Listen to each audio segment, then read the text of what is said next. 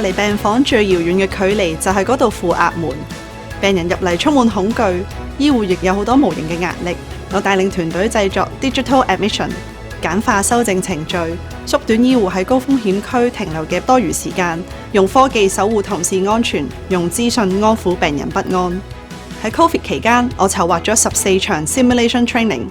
並且同呼吸科醫生組成 Aventi 團隊，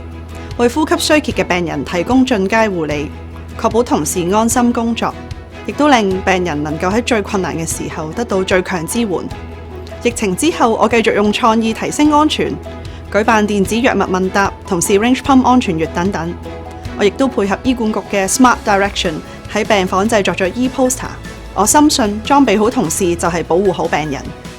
泳池係一位充滿正能量嘅同事，佢積極正面嘅工作態度，唔單止可以感染其他同事，令到團隊充滿正能量，發揮高度嘅合作精神，凝聚咗大家嘅力量，提供高質素護理。大家一齊繼續努力啊！